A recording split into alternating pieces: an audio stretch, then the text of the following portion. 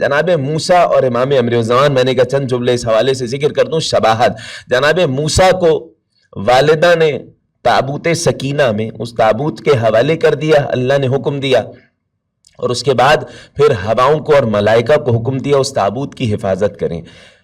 اللہ نے جناب موسیٰ کی والدہ سے ایک وعدہ کیا تھا. کیا وعدہ کیا تھا؟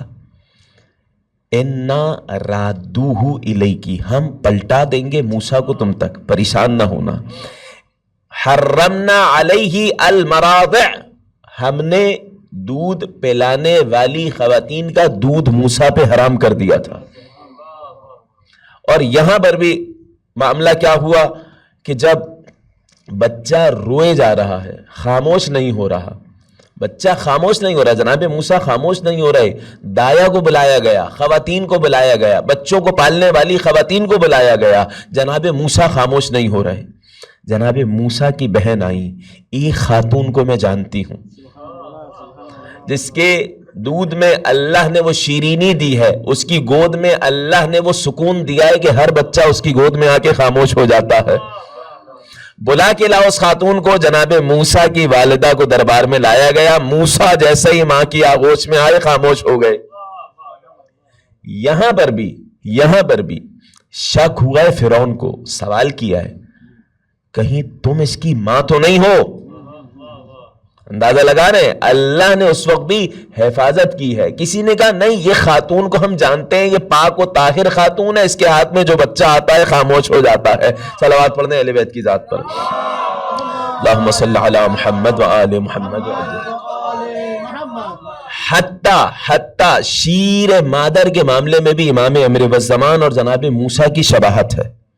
میں نے بیان کیا تھا، روایت اشارہ کیا تھا میں نے کہ امام علیہ السلام 11ویں امام کی آغوش میں جناب امام حجت ہے، ملائکہ نے گھر کو گھیر لیا تھا. ملائکہ مبارکباد دینے کے لیے آئے تھے. امام نے ملائکہ کو، فرشتوں کو، جناب جبرائیل کو کہا اللہ کی جانب سے میرے بچے کی حفاظت پہ مأمور ہو جاؤ، 40 دن کے لیے بچے کو عرش پہ لے جاؤ.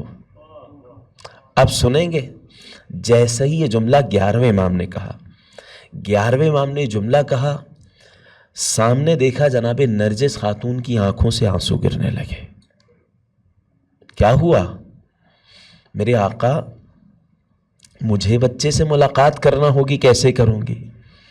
کہا آپ جناب موسیٰ کی والدہ کی شباہت رکھتی ہیں.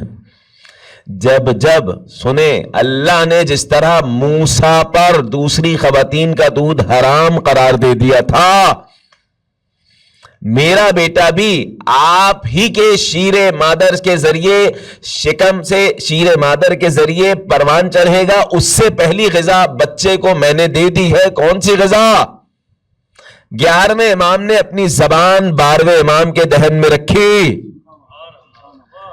چسائی ہے زبان. پہلی غذا 12ویں امام کو وہ ملی. امام علیہ السلام نے کہا جس طرح اللہ نے جناب موسیٰ پر دوسری خواتین کا دودھ حرام قرار دے دیا تھا، میرے بچے پر بھی ہر خاتون کا دودھ حرام ہے، فقط اپنی ماں کا شیر پیے گا.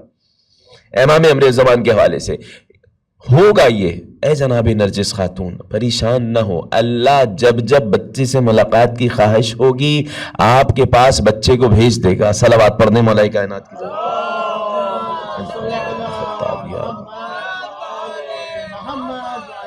لہٰذا اس معاملے میں بھی شباہت ہے جناب موسیٰ اور امام امر الزمان.